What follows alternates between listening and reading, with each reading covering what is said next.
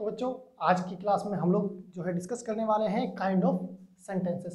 देखो इससे पहले वाली एक बेसिक सी हमने छोटी सी क्लास की थी। अगर आपने वो वीडियो नहीं देखी है तो नीचे डिस्क्रिप्शन बॉक्स में आपको लिंक दे दूंगा, वो देख लेना। उसमें मैंने आपको समझाया था कि वोवेल्स कॉन्सोनेंट्स क्या होते हैं, अल्फ़ाबेट क्या होता है, वर्ड क्या होता है और सेंटेंस क्या होता है। तो अगर आप लोग चाहते हैं तो उस वीडियो को देख सकते हैं। ये है हमारी इस बैच की सेकेंड क्लास। तो जैसा कि हम लोगों ने डिसाइड किया था कि क्या करेंगे, हम बिल्कुल ज़ीरो लेवल से एडवांस लेवल तक इंग्लिश को सीखेंगे। तो ये है लेक्चर नंबर 2। देखो हमें सीखना है काइंड ऑफ सेंटेंसेस। सबसे पहली बात कि ये जो सेंटेंस होते हैं इसके कितने प्रकार होते हैं या वाक्य के कितने प्रकार होते हैं। तो इंग्लिश में क्लासिफिकेशन, अगर हम फर्स्ट क्लासिफिकेशन के अकॉर्डिंग बात करें तो 4 टाइप्स हैं या 4 काइंड हैं। पहला जो है इसको हम बोलते हैं असर्टिव सेंटेंस। आप चाहें तो इसको डिक्लेरेटिव सेंटेंस भी बोल सकते हैं, दोनों इसी के ही नाम है। ठीक है। असर्टिव सेंटेंस को हिंदी में निश्चयात्मक या घोषणात्मक वाक्य बोला जाता है। असर्टिव सेंटेंस क्या होता है भाई, कैसे पता चलेगा? तो देखो मैंने यहाँ पे लिख दिया है a sentence which makes a simple assertion और स्टेटमेंट। इसका मतलब ये है अगर किसी वाक्य में यानी अगर किसी इंग्लिश के सेंटेंस में आपको ये लगता है किसी आदमी ने दूसरे को यानी दूसरे व्यक्ति को अपनी कोई बात बताई है, ठीक है, तो उसको हम बोलते हैं असर्टिव सेंटेंस। जब कोई एक व्यक्ति अपनी कोई बात किसी दूसरे व्यक्ति को या दूसरे लोगों को बताता है, चाहे वो किसी भी बारे में हो, ठीक है, तो उसको हम बोलते हैं असर्टिव सेंटेंस।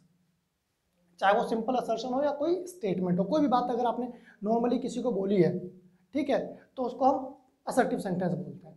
अब बात ये आती है, जैसे एग्जांपल लिखा मैंने ही इज प्लेइंग और एक जगह लिखा ही इज नॉट प्लेइंग, तो इसका क्या मतलब है? तो असर्टिव सेंटेंस के अंदर ही 2 पार्ट होते हैं, एक होता है हमारा अफर्मेटिव और एक होता है नेगेटिव। अफर्मेटिव सेंटेंस का मतलब ये है कि अगर आपने कोई सिंपल स्टेटमेंट दी, कोई बात बताई और वो पॉजिटिव है तो उसको हम बोलेंगे अफर्मेटिव सेंटेंस या पॉजिटिव सेंटेंस। लेकिन अगर मान लो आप ऐसे कहते हो कि जैसे आपने लिखा ही इज नॉट प्लेइंग, अगर आपने नॉट लगा दिया तो इसको ऐसे सेंटेंस को हम बोलेंगे नेगेटिव सेंटेंस। मतलब जैसे मैंने पूछा या मान लो मैंने कहा है कि उसका नाम राकेश है, तो ये तो पॉजिटिव हो गया। फिर मैंने कहा उसका नाम राकेश नहीं है, तो ये नेगेटिव हो गया। तो हमें ध्यान के रखना कि असर्टिव सेंटेंस के ही अंदर अफर्मेटिव भी होता है और नेगेटिव सेंटेंस भी होता है। ये बिल्कुल छोटी सी एकदम बेसिक सी बात है। फिर जो हमारा सेकंड टाइप है उसको बोलते हैं इंट्रोगेटिव सेंटेंस। हिंदी में इसको कहते हैं प्रश्नवाचक वाक्य। ऐसे सेंटेंसेस जहां पर कोई एक आदमी दूसरे से कोई सवाल पूछता है, कोई क्वेश्चन पूछता है, कोई प्रश्न पूछता है, तो उसको हम क्या बोलेंगे? इंट्रोगेटिव सेंटेंस बोलेंगे। लिखा क्या है? क्वेश्चंस और व्हेन समबडी आस्क समथिंग। अगर कोई एक व्यक्ति किसी दूसरे से कोई भी चीज़ पूछे तो उसको इंग्लिश में हम क्या बोलेंगे? इंट्रोगेटिव सेंटेंस बोलेंगे। जैसे मैंने लिखा व्हाट इज योर नेम, आपका नाम क्या है, तो यहाँ पर क्या, यहाँ पर उसने प्रश्न पूछा। देखो यहाँ पर कोई बात बताई नहीं है, उसने उसने पूछी है। तो अगर आप कोई बात किसी से पूछते हैं तो ऐसा सेंटेंस को हम इंट्रोगेटिव सेंटेंस बोलेंगे। What is your name, do you go to school, do you like tea, है ना, वेयर इज द टेम्पल। तो आप कोई भी चीज़ अगर किसी से पूछ रहे हैं, प्रश्न कर रहे हैं, तो ऐसे सभी वाक्यों को इंग्लिश में हम इंट्रोगेटिव सेंटेंस बोलेंगे। तो आई होप ये 2 बिल्कुल क्लियर। तीसरा देखते हैं, लिखा है इंपेरेटिव सेंटेंस। इंपेरेटिव सेंटेंस क्या होता है? देखो कुछ ऐसे सेंटेंसेस होते हैं जिनमें आप किसी से रिक्वेस्ट करते हैं किसी चीज़ की, ठीक है, या आप किसी को कोई ऑर्डर देते हैं या आप किसी को कोई सलाह देते हैं। ध्यान क्या रखना है, ऐसे सेंटेंसेस जिसमें कोई एक व्यक्ति दूसरे व्यक्ति से कोई रिक्वेस्ट कर रहा हो या किसी तरह का कोई ऑर्डर दे रहा हो या कोई एडवाइस दे रहा हो, तो ऐसे सेंटेंसेस को हम इंपेरेटिव सेंटेंस बोलते हैं। 3 चीज़ें ध्यान रखनी है, फिर से ध्यान रखो, क्या? Request, order and advice.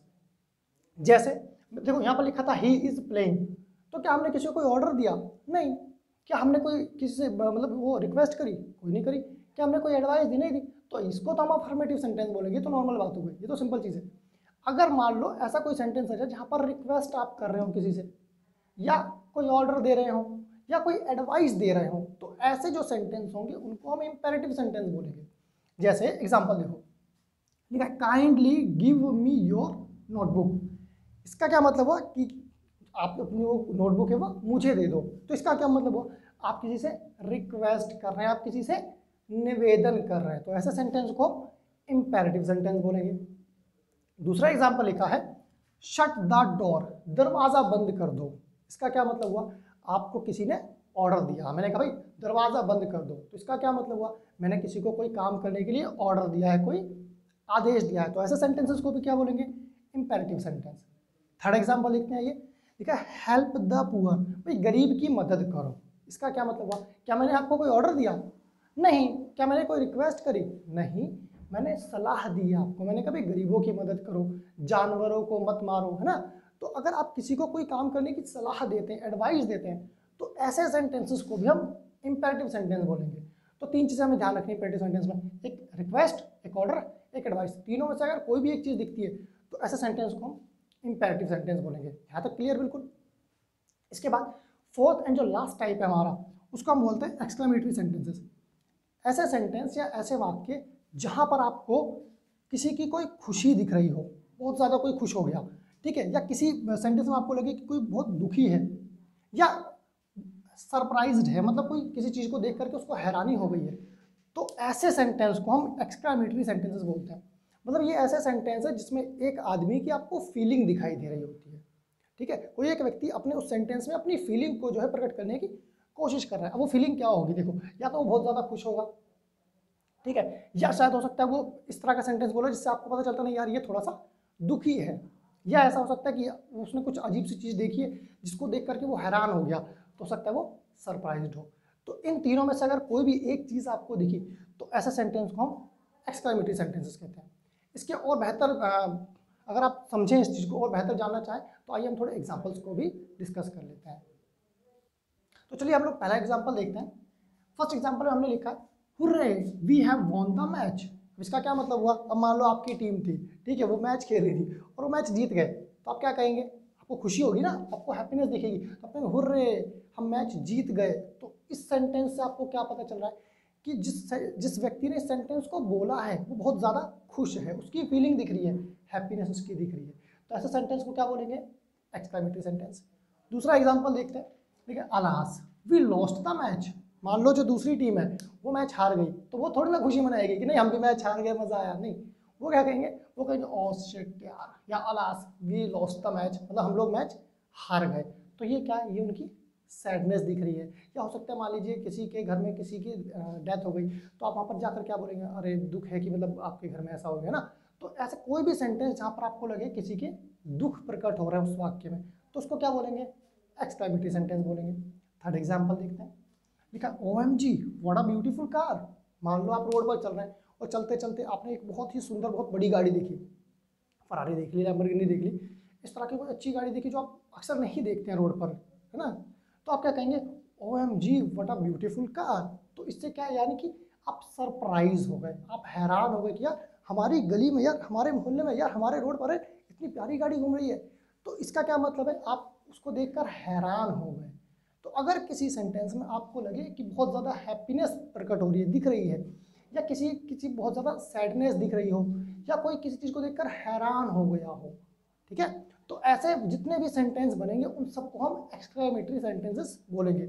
एक और चीज़ ध्यान क्या रखनी है, इनके सभी सेंटेंसेस में आपको ये साइन ज़रूर मिलेगा, देखिए।